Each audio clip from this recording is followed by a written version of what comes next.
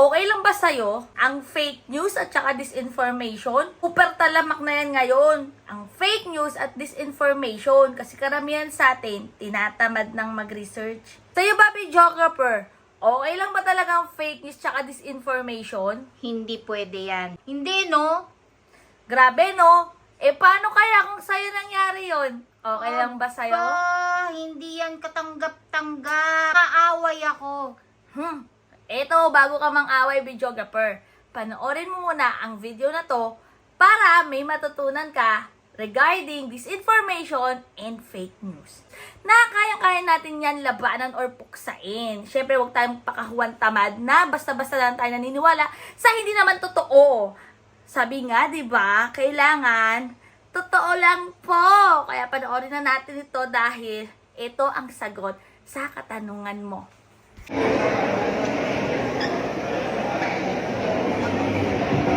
Ayan. Dito ako kasi masyado mataas yung podium, lumaba po ako. Hindi niyo ako makikita.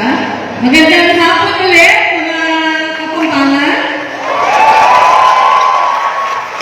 Bago po ako magpatuloy ang akin lang pong pagbigay galang, hindi ko may isa-isa lahat. Kasi ang promise ko po ay magkakaroon tayo ng picture taking mamaya. Kaya, iiksian ko lamang yung aking speech.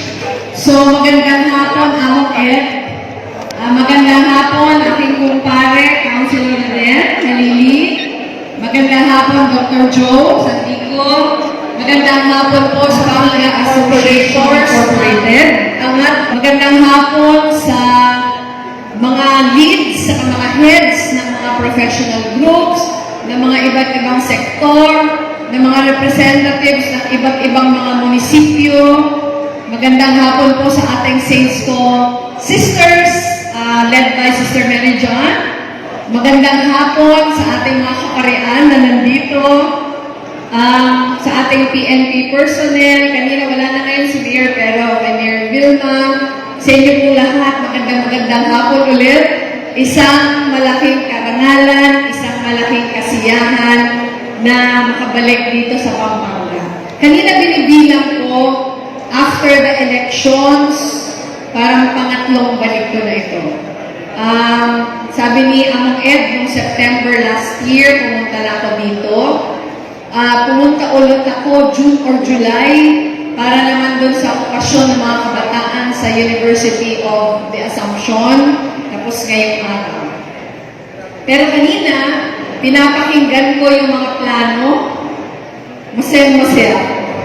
Masaya-masaya ako na 1 year after nung una akong bumalik after the elections. Pagkain.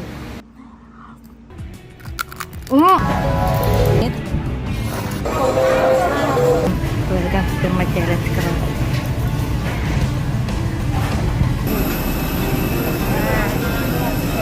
Pagkain kayo.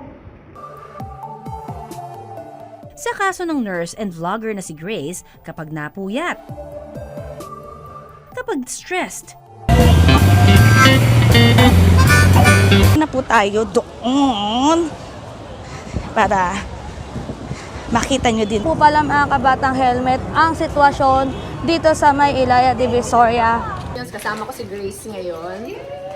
Ayan, magbibigay na lang tayo ng konting tulong kay nanay para dahil hindi nga siya nakaka...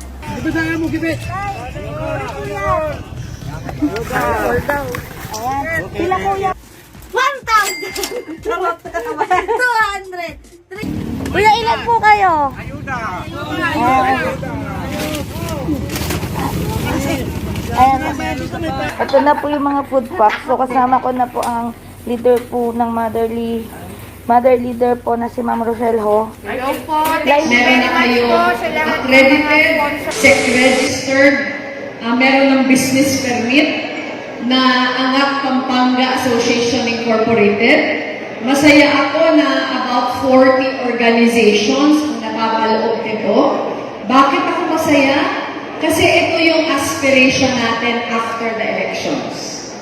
Alam ko po na makatapos ng eleksyon, lahat ng mga nagbuhos ng pagod, pawis, luha, talagang sobrang malungkot after the elections. Naiintindihan ko yun kahit naman po ako nalungkot dahil malungkot kayo. Pero gaya ng lagi nating sinasabi, pag mahal natin ang bayan, hindi natin hahayaan yung kalungkutan na maging dahilan para huminto tayo.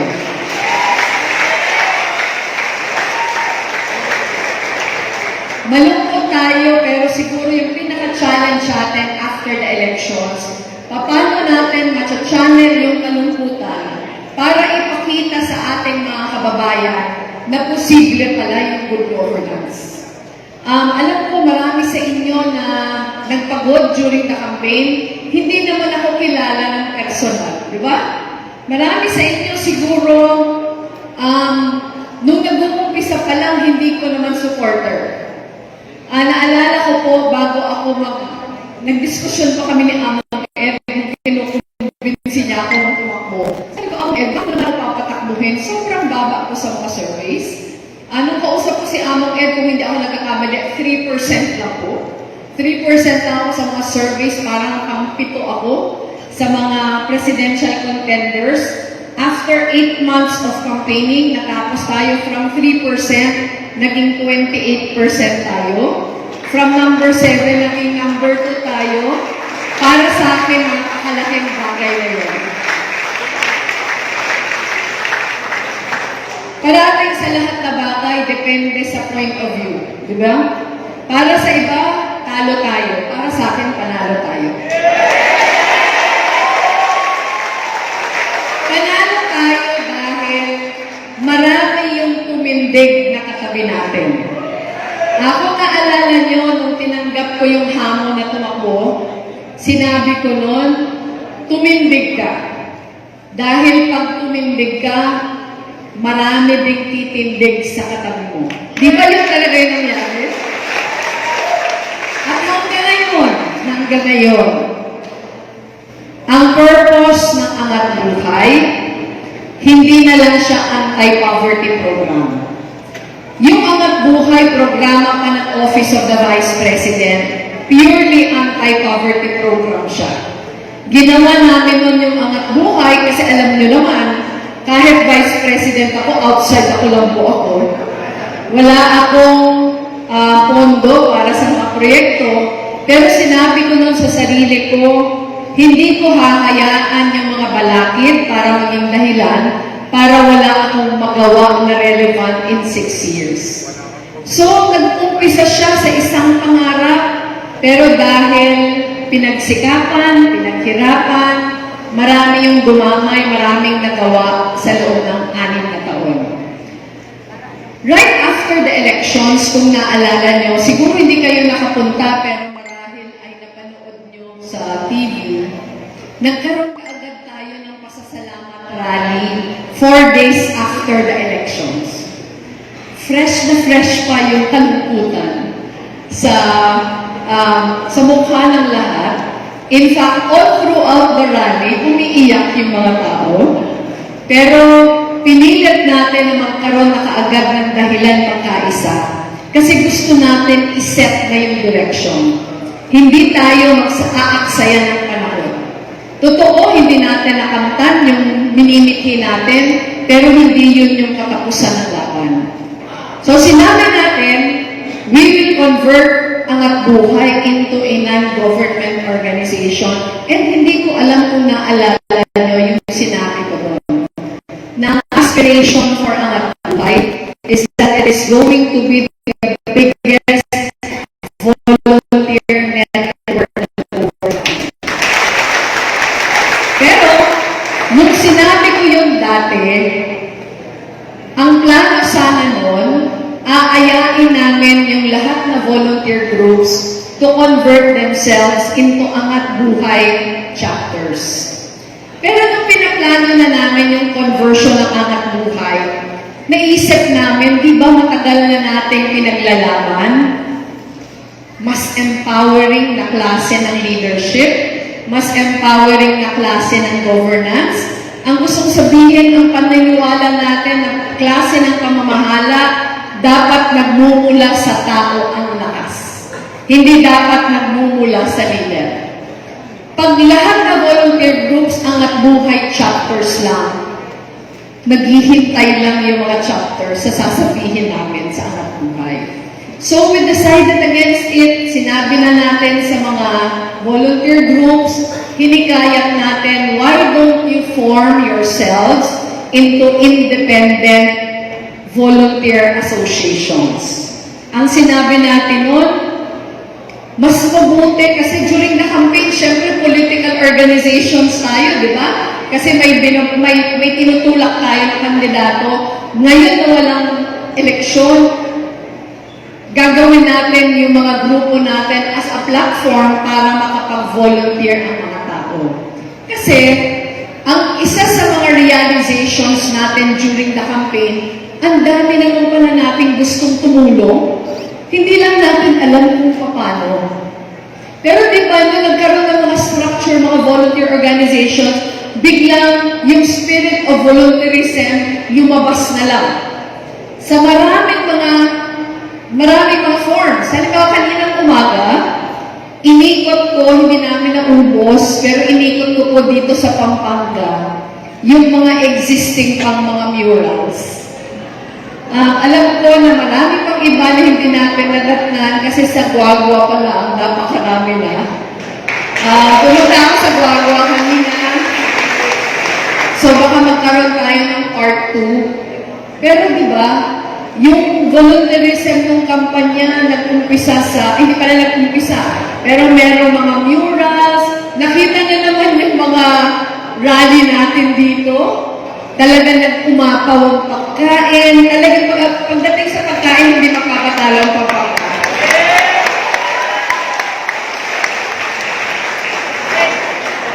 Saka naalala ko, inaako niyo ba yung bansag ng iba na mayabang yung mga Kapampangan? Kasi naalala ko na. Naalala ko, di ba yung second rally natin dito sa San Fernando, ang dami pa namin inikutan ng mga bayan-bayan. In fact, before San Fernando, nasa Angeles kami. Pero papunta sa nasa Angeles pa kami, sinasabi nila, ang dami ng tao sa venue. So, tinatanong ko, kumusta? Ang sabi nila, talagang ang yayabang ng mga Kapampangan. Sabi ko, bakit? Talagang hindi sila magpapatalo. Sa pagkain, bumabaha ng pagkain. Yung sisig lang, ilang kilo lang sisig pa yung niluto dito. Maraming salamat. Meron pang dito lang yata nagkaroon. Kasi kadalasan mga biscuit, cookies, tinapay yung iniikot. Dito alam niyo ba na merong ice cream sandwich? During a rally, only in Pampanga. Tapos naalala niyo, ewan ko kung sino sa inyo yung nakapunta sa Pasig Rally. Kasi yung Pasig Rally, it was the first time na merong arko na entrance. Pero talagang hindi nagpatalbog ang Pampanga. Parang yung kagandahan ng entrance dun sa Pasig, talagang many times over dito sa Pampanga. At sobrang disappointed ako kasi nung nakita ko yung pictures, gusto ko sanang magpa-picture doon. Pero dahil ang dami ng tao, hindi ako pinayagan kasi makakagulo daw ako. So nakita ko na lang siya sa mga litrato. Hindi ko siya nakita personal. Pero kaya ko siya sinasambit ngayon, hindi dahil naniniwala akong mayabang yung mga Kapampangan. Sinasabi ko lang, gusto niyo sabihin na mayabang kayo? Pagbihira. Kasi kaya ko siya sinasambit kasi siguro before the campaign, hindi nyo naman naisip na posible pala yung gano'n. Pero parang it all came naturally. Di ba? Parang ang kampanya naisip natin, whatever we can contribute. Alam nyo ba na kahit wala tayong pera, kumpara sa ibang kandidato, ito yung kampanya na hindi kami na problema sa pera. Ito yung kampanya walang resources, napakadali for us. Ito yung kampanya, saan ka nakakita ng eleksyon na kandidato ang pinapadalhan ng tarpaulin? Volunteers ang nagpapagawa, pinapadalang kami, at hindi lang yun. For the first time in history, yung tarpaulin natin, binebenta sa Shopee. Ng t-shirts para sa kanilang volunteers, eto baliktad. Kami yung pinapadala ng t-shirts. Pag nagbisita kayo sa museum, meron kasi sa museum na, yung museum, sino na nakapunta sa Museo ng Pag-asa? Oy, marami na. Pero mas marami ang hindi pa pumupunta. Naku, among dapat mag-schedule kayo ng field trip ko.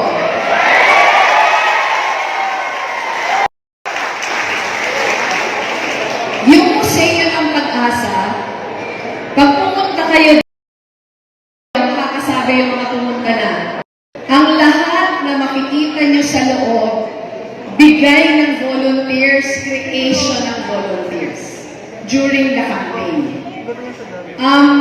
Yung nakikita nyo doon, hindi pa yun. Meron kaming basement na close to the public, na punong-puno pa ng mga gamit.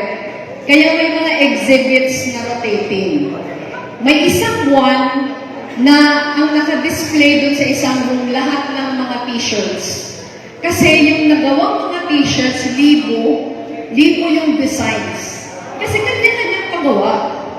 Hindi ito gaya ng mga kampanya na parang may isang look lang dahil yung kandidato yung kakagawa. Ito kanya-kanyang grupo, kanya-kanyang pagawa. Dito lang sa Pampanga, ang nakuha ko ditong regalo galing sa inyo, makikita nyo yun. Kapag nagbisita kayo, sobrang dami. Eto, yung nagbisita na sa opisina, nakita nyo ba yung mga kaldero na malalaki?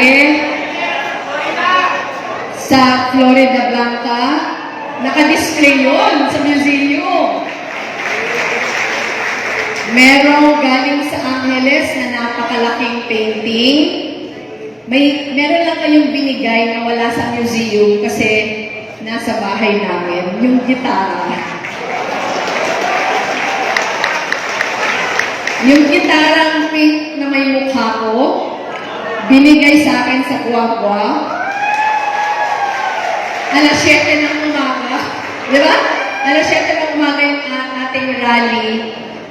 Pinakiusap yun sa akin ni Jillian na kung pwedeng iuwi sa bahay.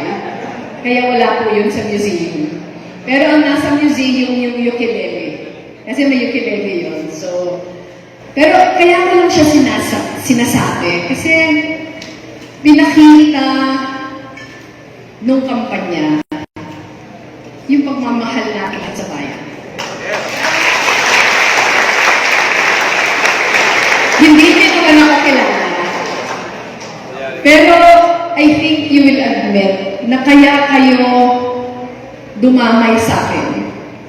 Kasi siguro ako yung naging simbolo o naging mukha ng klase ng pamamahala na inaasam natin para sa bansa natin. And kahit ganun yung resulta ng eleksyon, ganun pa din naman, di ba? Ganun pa din naman yung inaasam natin para sa bayan natin. And kung ganun pa din yung inaasam natin, hindi pa tapos yung laban natin.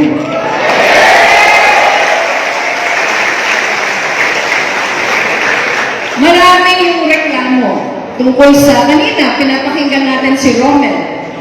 Di ba? Ang daming problema na sinabi ni Romel. Huwag niyong pansinin si Romel.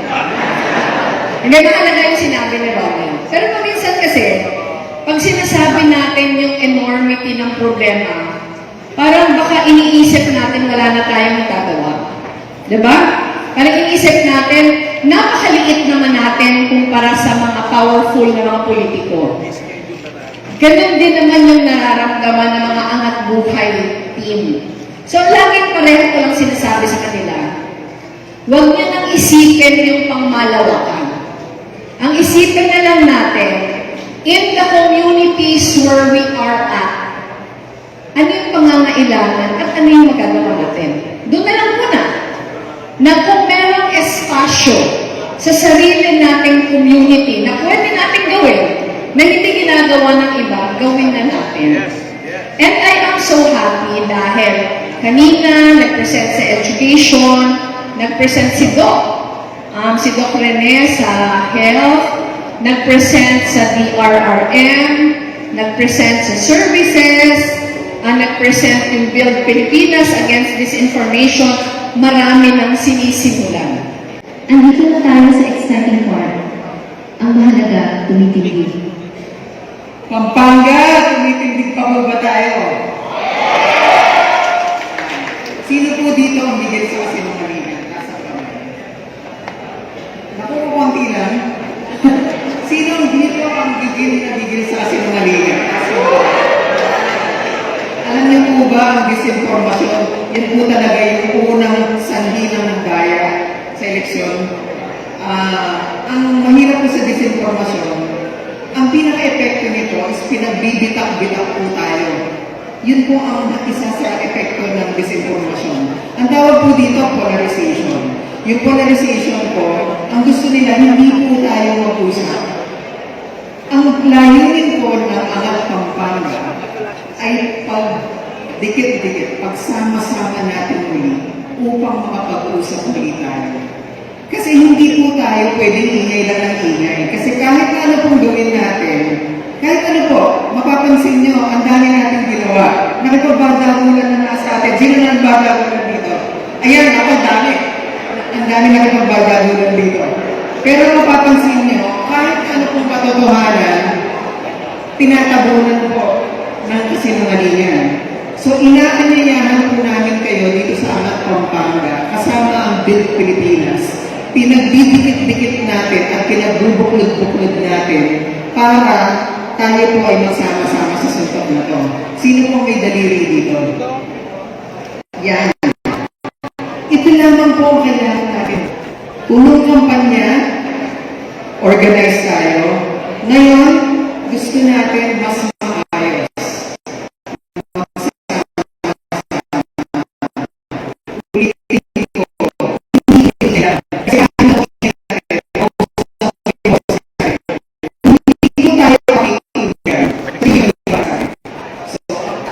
Kaya po ito ang pulis, sir,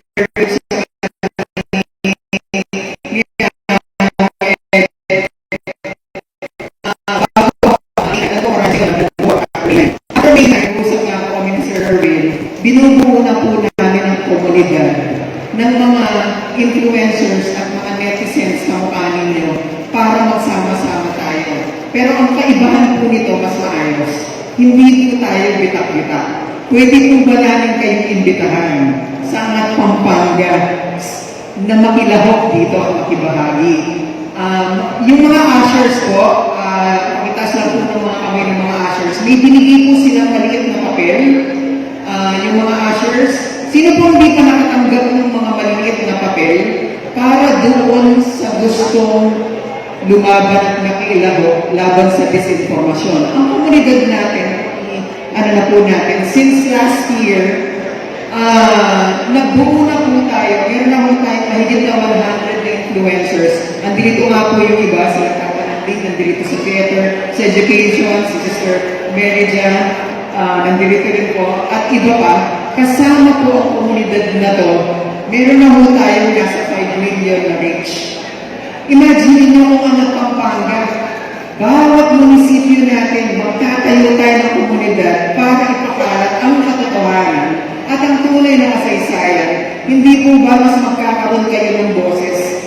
Kaysa sa nararamdaman nyo na wala kayong magagawa sa daliri lamang o pakikipagbabagulan. Pwede po ba namin kayong imbitahan, mga kabalen? Pwede po ba? Taas ang kamay ang pwede lumaban pa sa disinformasyon. Yan. Yung po mga slip of paper, dinidistribute na po. Hinihiling lang po namin, maging magpasensya po tayo. Dahil po ang aming layunin, every Friday po, meron po kaming Zoom meeting para po maipaigting natin ang ating ginagawa. Hinihingi po natin ng tulong. May pag-asa pa po. Di ba sabi ninyo, ang ating minamahal na dapat pinaglalaban natin. Ang tanong, sumuko na ba kayo? Yan. Sumuko na ba ang Pampanga? Hindi. Okay. Yan ang gusto natin marinig. Kung hindi tayo sumuko, hindi ito tungkol sa politika po. Hindi po ito tungkol sa politika. Tungkol po ito sa kinabukasan ng kanyang anak. Huwag po natin isuko. Nandito po ang Angat Pampanga, kasama po ang Build Champs. Ang sector po namin, Truth Champs. Build Pilipinas po ang partner natin. Ito po ay hindi lang limitado sa Pampanga. Ngunit gusto natin umpisahan kay Katamo rin. Pero atin po tamo ang pongking nationwide or even globally. So, i-connect nyo lang po sa mga coordinating heads ninyo at tuloy natin yung paglalaban. Lahat kayo, influencer. Basta may daliri kayo, may ambag kayo. Maraming po salamat. Thank you. Pero, sabi ko, di ba, ang grupo natin hindi na lang anti-poverty ngayon. Dahil ang aspiration natin, maging vehicle siya para mas marami yung ma-involve. So, ang aspiration natin, ang ganda ng projects natin. Pero kung tayo-tayo lang yung gagalaw, hindi tayo magiging matagumpay. Ang kailangan, paano natin mapapagalaw ang bawat isa sa inyo gaya ng pagkalaw nyo during the campaign. Kaya ang tawag namin Angat Bayanihan. Kasi paghahanda ito, hindi ito paghahanda para sa sunod kong candidacy. Pero paghahanda ito, huwag tayong maging short-sighted. Kasi ang problema ng bayan napakalaki. Hindi ito ma-resolve ng susunod na eleksyon. Pero kung ma-cultivate natin na sense of, di ba? Parang sense of responsibility sa community. Binibigyan na natin ang mga kababayan natin ng choice. Ano ang nangyayari ngayon? Hindi ko nila lahat. Pero anong nangyayari ngayon sa politika? Masyado ng patronage. Diba? Masyado ng patronage. Ano ang sasabihin ng patronage? Yung dole-out system. May mga lugar na hindi naman masyadong naninilbihan during their term. Pero pag magkakandidato na, malaki na yung ibibigay, nakalimutan na yung non-performance. Kasi ang inisip na lang ano yung natanggap. Pero bakit patuloy na nangyayari yun? Dahil walang koneksyon ng tao. Hindi siya nakakaramdam ng koneksyon. Pero yung tao, kung ma-involve siya sa pang-araw-araw na ginagawa natin sa mga communities, ang paniniwala ko, if there is a choice between good and evil, pipiliin pa din ng tao yung kabutihan. Pero paminsan kasi hindi niya nakikita yung kabutihan. Paminsan kasi ang nakikita niya pare-pareho lang sila. Diba?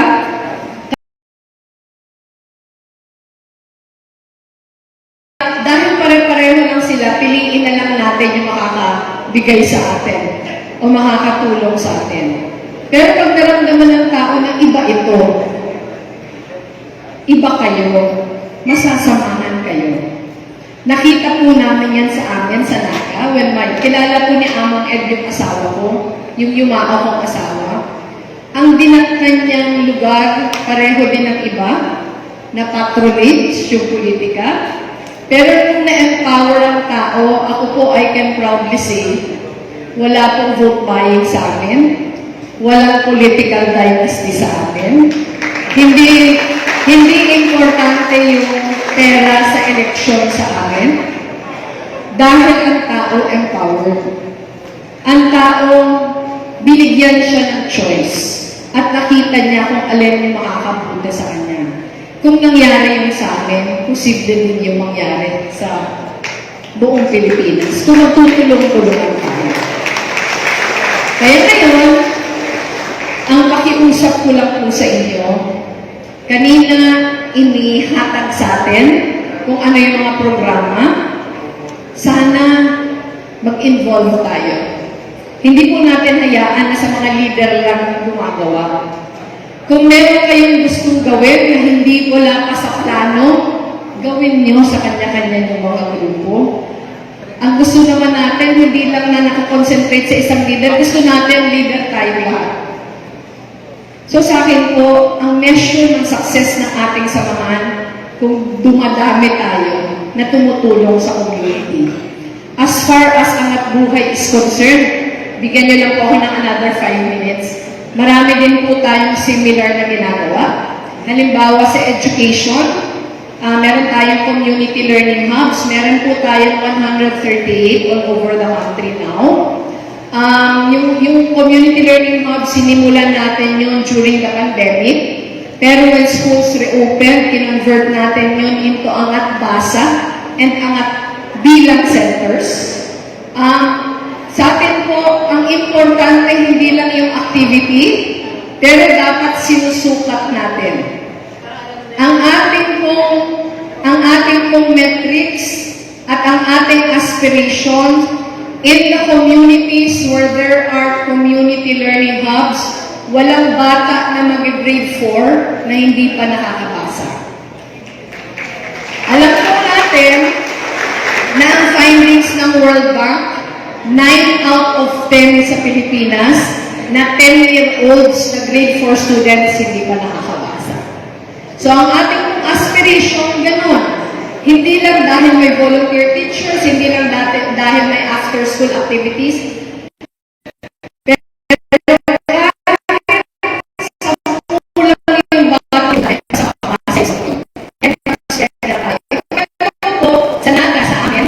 nag-umpisa po kami, solo lang kami, pero nakita ng local DepEd na natutulungan ng mga estudyante nila, sila po nagpapadala sa amin ng mga estudyante.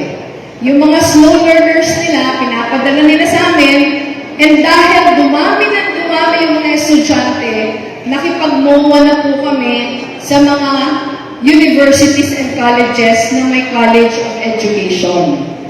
Yung mga student teachers nila ay sila na yung volunteer sa amin, credited sa kanilang internship yung pag-volunteer sa community learning hubs. Hindi pa po yun, meron kaming bagong partnership with the Ateneo de Naga University, College of Psychology. Yung College of Psychology naman po, yun yung nag-parent formation sa paniniwala na yung education ng bata, kabahagi doon yung mga magulang.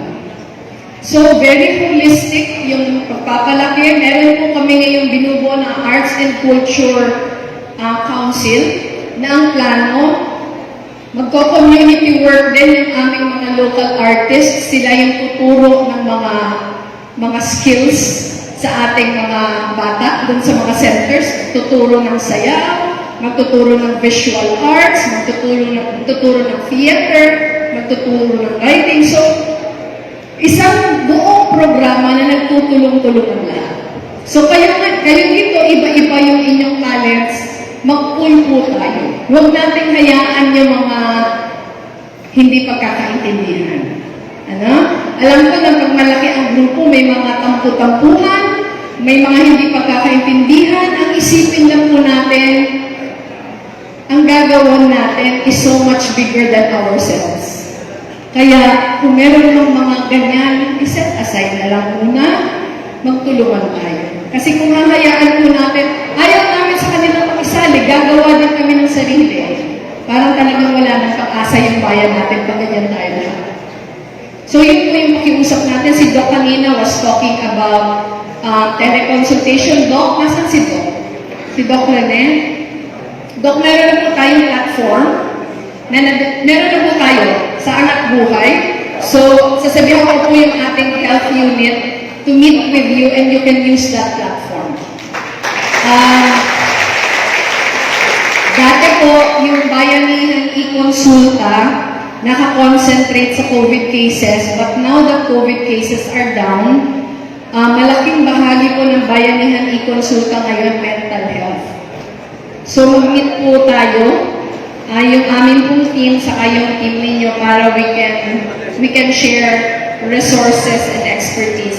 So, marami marami po tayong pwedeng gawin together.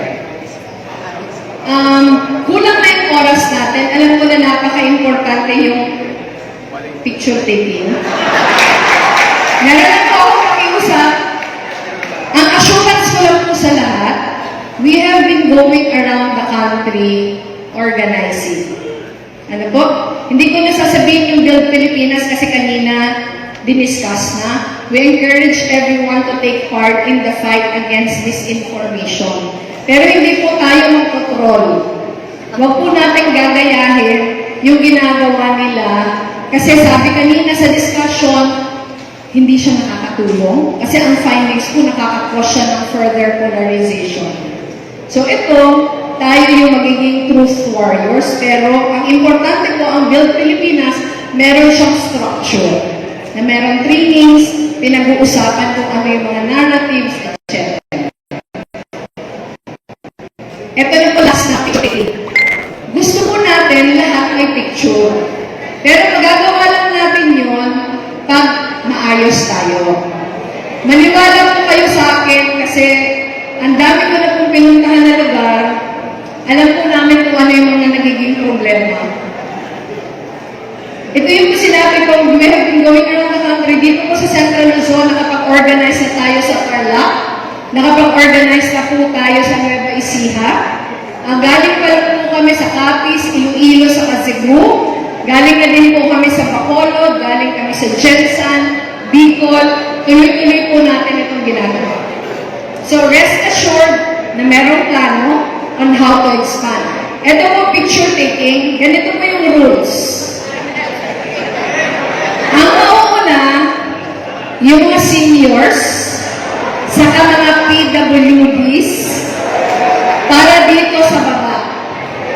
Pagkatapos ko ng senior saka PWDs, aakyat ako, tapos tatawagin by lugar ba? By organization or by lugar. Pero, makinig po kayo ha. Kasi pag hindi po kayo sumunod, hindi makakapagpa-picture lahat. So, ang number 1 rule po, iwasan na po natin yung selfie. Kasi yung selfie po, yun yung nakaka-deprive sa iba ng kanilang oras. So, ang suggestion ko po, hingi tayo ng volunteers dito. Yung mga telepono nyo, ibigay nyo sa volunteers para may picture kayo from your camera. Aakyat kayo, dito po aakyat, dun bababa. Ano po? Pag meron mo mag-selfie, bababa. Hindi ako titingin sa camera kay Mrs. Kasi unfair sa iba.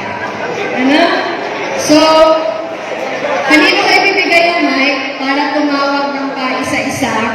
Pero tatawagin na po natin, mag-request lang ako, baka maglagay po tayo ng mga upuan dito sa mga upuan dito para several layers ang ating picture taking.